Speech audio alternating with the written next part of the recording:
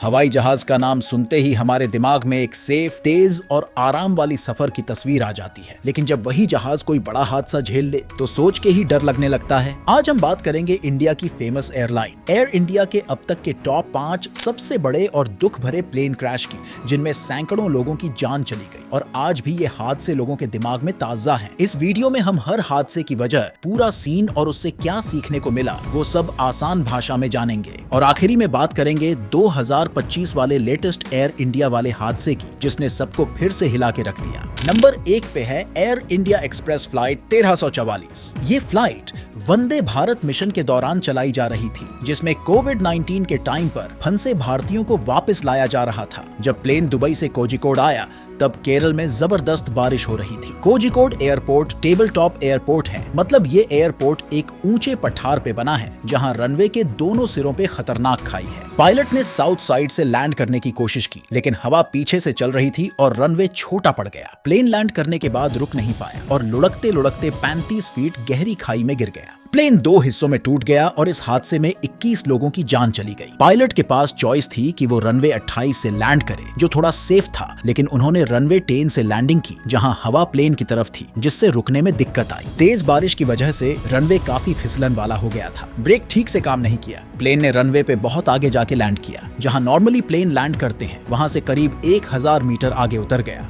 जिससे रुकने की जगह कम रह गई, क्योंकि रनवे एक ऊंचे पठार पे था। रनवे के बाद सीधा ढलान था। इसी वजह से प्लेन सीधे 35 फीट नीचे गिर गया। हादसे के बाद बारिश के बीच लोकल लोग, एयरपोर्ट स्टाफ, फायर ब्रिगेड और पुलिस ने फटाफट बचाव शुरू कर दिया। कई लोगों को ज्यादा चोटें आईं, लेकिन 169 लोगों को बचा लिया गया। जिनको चोट लगी थी उनको कोझिकोड के मेडिकल कॉलेज और प्राइवेट हॉस्पिटल्स में एडमिट किया गया। DGCA और AAIB ने इस हादसे के बाद कई सजेशन दिए, जैसे कि टेबल टॉप रनवे पे ऑटोमेटिक ब्रेक सिस्टम और रनवे के एंड पे सेफ्टी एरिया RESA बढ़ाना चाहिए। मौसम को ध्यान में रखते हुए फैसला लेने वाले रूल्स को सख्त किया गया। पायलट्स को खास ट्रेनिंग और सिमुलेशन दिया जा रहा है ताकि वो ऐसे रनवे और खराब मौसम में सही फैसला ले सके। ये हादसा इंडिया का दूसरा सबसे बड़ा रनवे ओवरशूट वाला हादसा माना जाता है। नंबर 2 पर है एयर इंडिया फ्लाइट 855। 1 जनवरी 1978 ये जहाज रात के टाइम मुंबई से दुबई के लिए निकला था। जब टेक ऑफ हुआ तब मौसम बिल्कुल साफ था, लेकिन क्योंकि रात थी और उड़ान समंदर की तरफ थी, तो दिशा बताने वाले औजार बहुत जरूरी हो गए थे।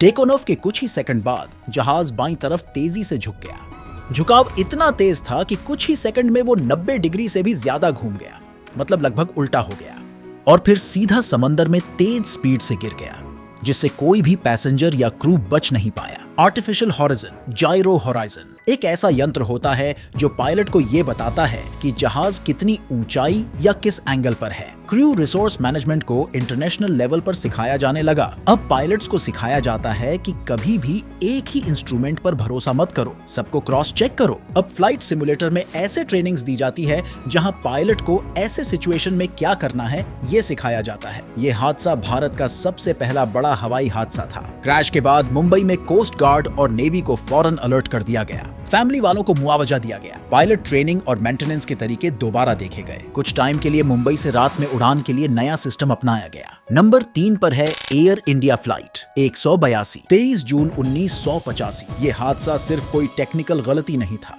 ये एक आतंकवादी हमला था जिसमें मासूम लोग मारे गए। फ्लाइट ने कनाडा के मॉन्ट्रियल से उड़ान भरी थी और ये लंदन होते हुए दिल्ली और फिर मुंबई जा रही थी। लंदन में रुकने के बाद क्रू को बदला जाना था। आतंकवादियों ने 2 अलग अलग जगहों से बैग में बम छिपाकर भेजे। वैंकूवर से एक टिकट लिया गया था, जो कि पैसेंजर ने कभी फ्लाइट में बैठा ही नहीं, लेकिन उसका बैग फ्लाइट में भेज दिया गया। जब फ्लाइट अटलांटिक समुंदर के ऊपर थी और 31,000 फीट की ऊंचाई पर उड़ रही थी, बम फट गया। प्लेन हवा में ही पूरी तरह टूट गया। प्लेन का कुछ भी नहीं बचा। सारे पैसेंजर और क्रू वाले उसी वक्त मारे गए। ये धमाका RDX या PETN जैसे मिलिट्री वाले जोरदार धमाके से किया गया था। बम टाइमर से फटा, यानी कोई इंसान उसके साथ नहीं था। एयर इंडिया की सिक्योरिटी में बहुत बड़ी गड़बड़ी थी। जिन बैग्स में बम थे उनको ठीक से चेक ही नहीं किया गया, जो आज के रूल्स के हिसाब से बिल्कुल नहीं हो सकता। इस हमले को बब्बर खालसा इंटरनेशनल नाम के आतंकी ग्रुप से जोड़ा गया। परमार के सपोर्टर्स ने ऑपरेशन ब्लू स्टार का बदला लेने के लिए ये हमला किया था। ये केस 20 साल से भी ज्यादा चला। कई लोगों को पकड़ा गया, लेकिन पक्के सबूत न होने की वजह से ज्यादातर को छोड़ दिया गया। इंद्रजीत सिंह रियात एक ही आदमी था जिसे सजा हुई उसे 15 साल की जेल हुई। कनाडा की सरकार को जांच में देरी और लापरवाही के लिए खूब सुनना पड़ा। इस हादसे में मरे 329 लोगों में से 82 बच्चे थे। ज्यादातर लोग इंडिया के रहने वाले कनाडा वाले नागरिक थे। शरीर समुद्र से निकालना बहुत मुश्किल था। कुछ लाशें तो कभी मिली ही नहीं। आयरलैंड के छोटे से गांव अहाकिस्ता में एक यादगार स्मारक बनाया गया है। एयर इंडिया और बाकी इंटरनेशनल एयरलाइंस ने सिक्योरिटी के रूल्स और टाइट कर दिए। बिना पैसेंजर के बैग ले जाना बैन हो गया। कनाडा में भी आतंकवाद को लेकर नए कड़े कानून बनाए गए। अब बात करते हैं नंबर 4 की। 21 जून 1982